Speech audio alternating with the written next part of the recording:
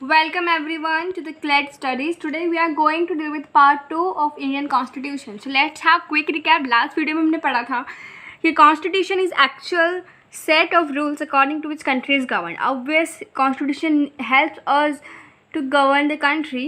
Constitution को legal document है और ये उसके कुछ names है which can ask you questions in your examination कि what does Constitution is called as. कुछ 3 गलत दे देंगे, एक सच दे देंगे. सही नाम ये हो सकता है legal document, organic document, supreme document, fundamental document and living document. ये 5 नाम कॉन्स्टिट्यूशन के लिए डिनोट किए जाते हैं. Then we move to the 3 organs of the government, judiciary, legislature and executive. कि दिस इज़ द कॉन्स्टिट्यूशन ने हमें बताया है कि ये 3 ऑर्गन दे रखे हैं काम के लिए. उसके बाद में वहाँ पर ऐसा नहीं है कि कॉन्स्टिट्यूशन ने सिर्फ ये 3 ऑर्गन प्रोवाइड करें. No, there are many other institution. बहुत सारे इंस्टीट्यूशन होते हैं जो गवर्नमेंट के अंडर आते हैं, जो कॉन्स्टिट्यूशन उनका वर्क बताता है. बहुत सारे इंस्टीट्यूशन में हो सकता है गवर्नमेंट इंस्टीट्यूशंस. मैं ना थोड़ा शॉर्ट फॉर्म में लिख रही हूँ, जैसे food corporation, SCBI, government school, जो भी चीज़ें गवर्नमेंट के अंडर आती है वो सारे के सारे उनका सारा काम कॉन्स्टिट्यूशन बताते कि how do they should be govern. ठीक है, जैसे यहाँ पर बता रखा है. एग्जाम्पल है फाइनेंस कमीशन 4. अब फाइनेंस कमीशन क्या है? This is a commission which distribute the money between centre and state. अब ये जो वर्क है ना, distribution of money between centre and state, constitution में दे रखा है कि finance commission have to perform this function.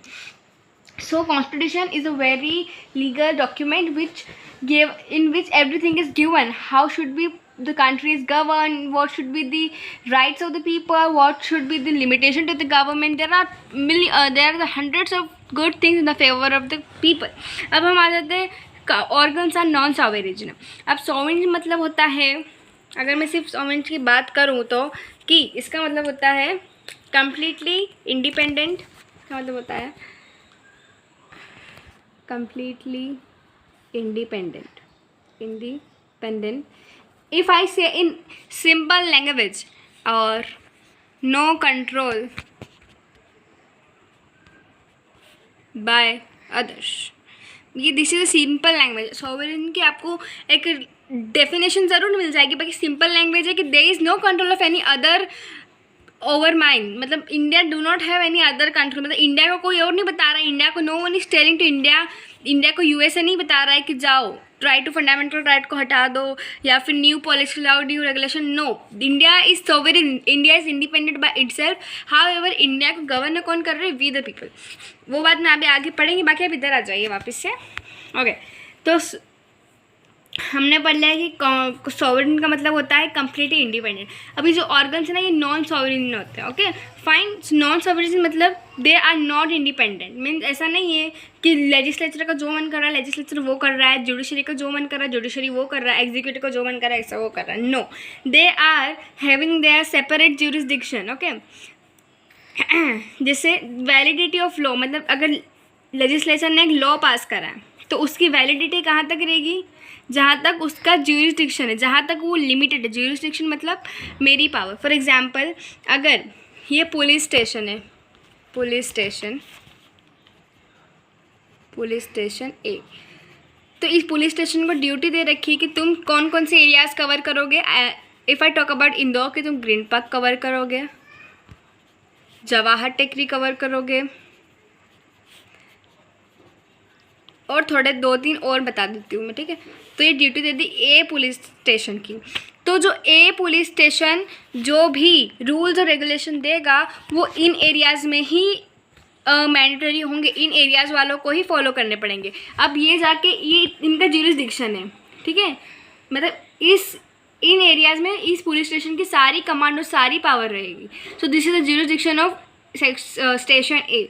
However police station B इसके और 3-4 अपनों ने दे दी. इसके 3 एरिया है, तो स्टेशन ए आकर नहीं बोलेगा बी को कि तुम ये वाले रूल्स रेगुलेशन लाओ या फिर ऐसा तुम मतलब इम्प्लीमेंटेशन करो. नो, डी की ज्यूरिसडिक्शन अलग है, ए की ज्यूरिसडिक्शन अलग है. They could not interfere in each other.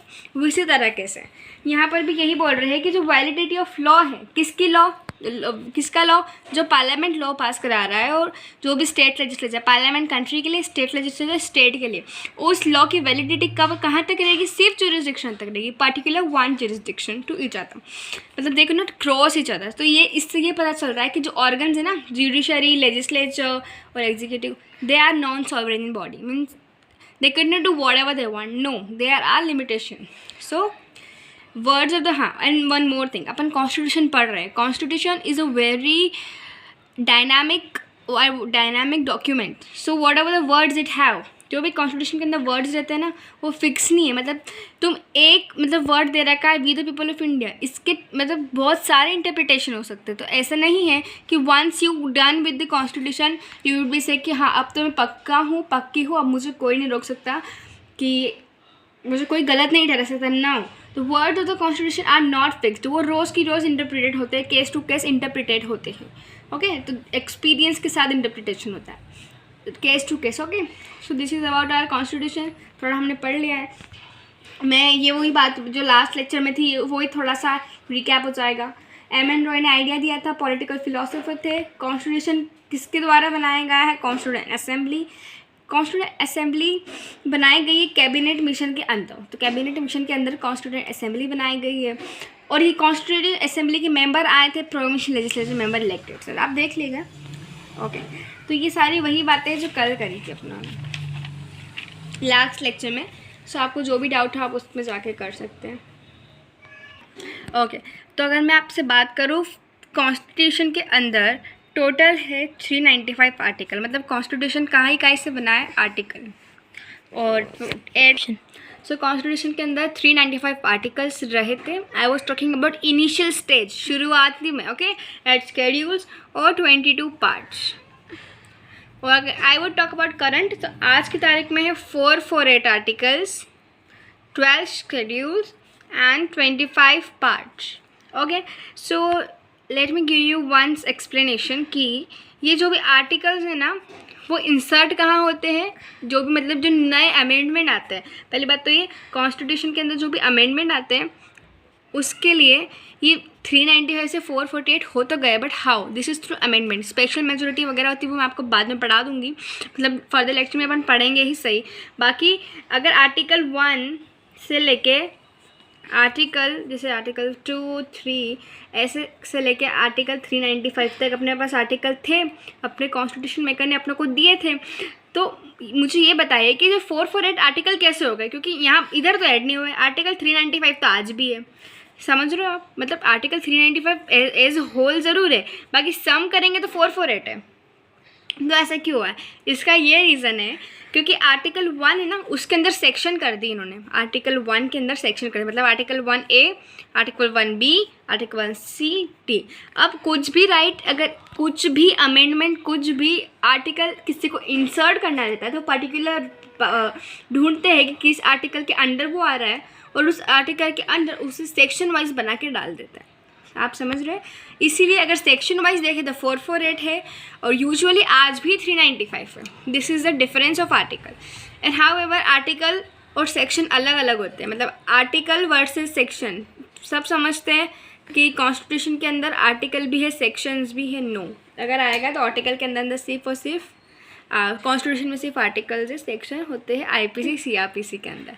Okay guys, so let have no confusion. अब अपन हो जाता है कॉन्स्टिट्यूशन, मतलब एक बेसिक इंट्रो तो हो चुका है. अब अपन आ जाते हैं प्रियम्बल के ऊपर. सो प्रियम्बल क्या होता है? पहली बात है प्रियम्बल होता है ना एक इंट्रोडक्शन टू द कॉन्स्टिट्यूशन. एक कॉन्स्टिट्यूशन से इंट्रोडक्शन होता है. क्या होता है? इंट्रोडक्शन. एक इंट्रोडक्शन, समरी, एक रिफ्लेक्शन, की of the mind makers. This is all the definition of the preamble. तो मैं एक बार लिख देती हूँ. प्रियम्बल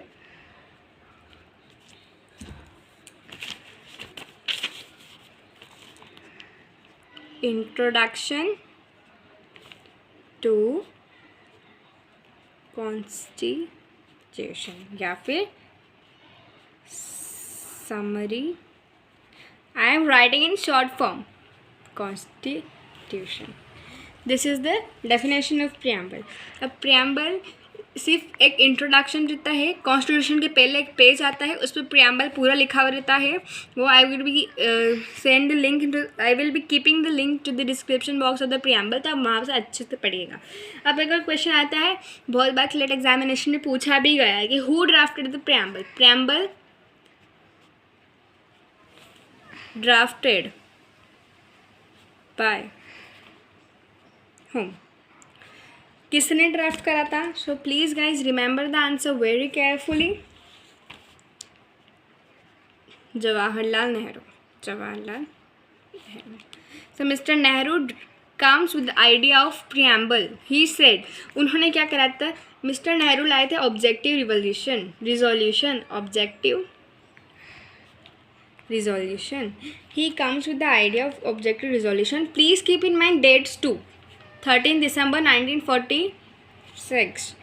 1946 को मिस्टर नेहरू ने बोला था कि चलिए, I think there had to be the preamble of the constitution, जो रिफ्लेक्ट करे, क्या रिफ्लेक्ट करे? बेसिक समरी, इंट्रोडक्शन और the ideas of the maker of the constitution. तो वो बोला तो ऑब्जेक्टिव रिजोल्यूशन वो लाए, इस तारीख को बोलना है।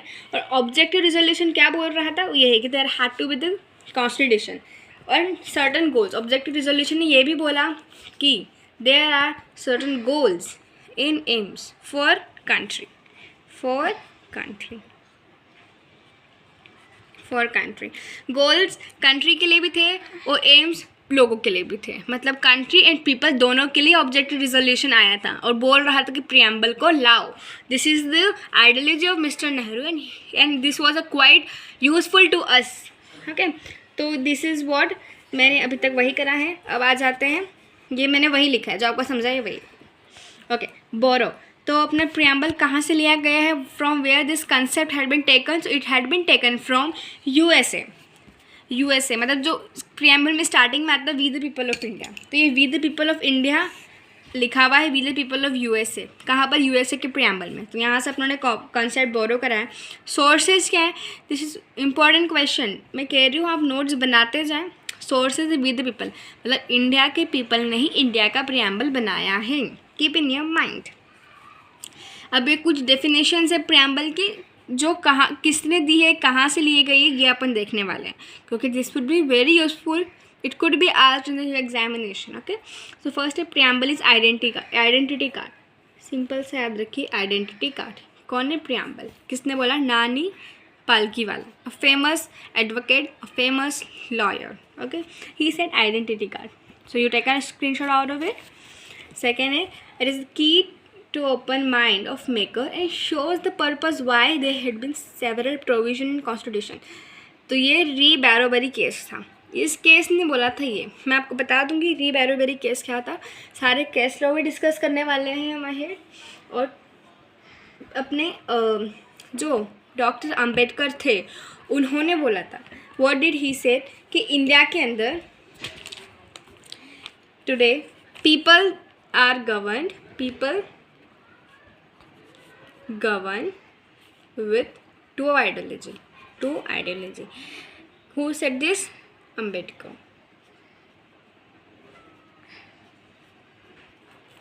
कौन सी दो आइडियोलॉजी है? एक तो है पॉलिटिकल और एक है रिलीजन। पॉलिटिकल आइडेंटिटी अगर आप फॉलो करेंगे तो आपको मिलेगी जस्टिस, इक्वालिटी, फ्रीडम। और अगर आप रिलीजन आइडेंटिटी फॉलो करेंगे so you will be not getting out of it. The thing is that कि जो डॉक्टर अंबेडकर थे, he want secular nation, there should no conflict on the basis of religion, every people should have a same political identity, जिससे उन्हें लगे कि या we the people of India are the same, हम same हैं, हमारे लिए सारे रूल्स सेम है, we are not different, we are the brothers and sister of each other, just only for the idea of secularism.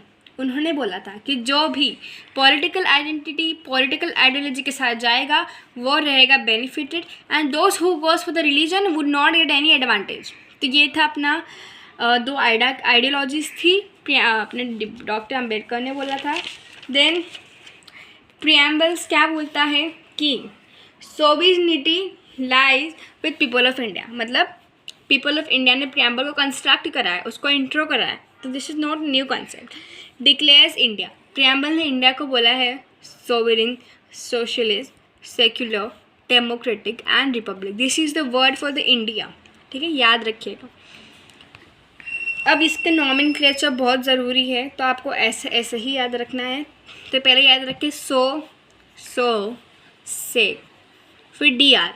अब देखिए सो तो है ही, सो वी पहले आता है इसलिए वी वाला पहले लिखेंगे सोवरिन, फिर सी बाद में आता तो सोशलिस्ट, सेक्युलर तो अलग ही एक बचेगा, डेमोक्रेटिक, रिपब्लिक. हाउएवर सिर्फ सोशलिस्ट, सेक्युलर और इंटीग्रिटी मतलब 1, 2 एंड 3 ये तीनों वर्ड्स ऐड करे गए थे अमेंडमेंट के थ्रू. फर्स्ट अमेंडमेंट हुआ था ये प्रियम्बल के साथ, पहला अमेंडमेंट किया गया था 42nd अमेंडमेंट 1976. इस टाइम पे इंदिरा गांधी गवर्नमेंट थी. इन्होंने करा था अमेंडमेंट. क्या अमेंडमेंट किया कि ये 1, 2, 3 वर्ड ज्वाइन कर दिए. This was the first ever amendment. और हाउएवर ये तीनों words are quite good, proved good to the society. They are not any harmful और डिसएडवांटेज. हाउएवर इतना आपने पढ़ लिया. बाकी जो प्रियम्बल हाउएवर बहुत सारी उसमें पॉजिटिविटी है, एडवांटेजेस है. बाकी प्रियम्बल है नॉन जस्टिशिएबल, मतलब कोई भी कोर्ट में जाके ये नहीं बोल सकता कि प्रियम्बल में लिखा है फ्रेटर्निटी तो मुझे फ्रेटर्निटी चाहिए. नहीं, they are non justiciable. Court में किस चीज़ के लिए जा सकते हैं? फंडामेंटल राइट के लिए जा सकते हैं और राइट जो सिटीजन के लिए है. बाकी प्रियम्बल के लिए तो नहीं जा सकते. फिलहाल ये तो आप याद रख लीजिए, क्योंकि और प्रियम्बल नॉन जस्टिशिएबल है, लेकिन it is a part of the constitution. It is part मतलब बाय कॉन्स्टिट्यूशन. किसने बोला था? सुप्रीम कोर्ट ने.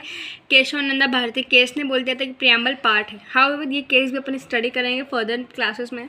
प्रियम्बल के पास सब्सटेंसिव पावर नहीं है. सब्सटेंसिव मतलब किसी और ऑर्गन को गवर्न कर सके, जो कॉन्स्टिट्यूशन के पास है. Okay, however constitution is supreme. Constitution versus preamble में अगर कुछ भी होता है, मतलब कॉन्स्टिट्यूशन वर्सेस प्रियम्बल, तो हमेशा कॉन्स्टिट्यूशन ही जीतेगा, क्योंकि this supreme, this is fundamental. आप समझ रहे हैं? उसी हिसाब से constitution is enforceable, it is unenforceable, it is justified. ये भी जस्टिफाइड है. बाकी इसको लेके आप कोर्ट में नहीं जा सकते. You will not go for it. Okay, अब सिर्फ 2 केस लॉस बचे. 2 बता देती हूँ. एक बेरूबेरी केस आया था 1960 के अंदर. उसने बोला था कि preamble is not part of the constitution. उसने बोला था प्रियम्बल इज़ सेपरेट, पार्ट नहीं है. तो क्वेश्चन आ सकता है आपको कि कब बोल दिया गया था कि preamble is not part of the constitution.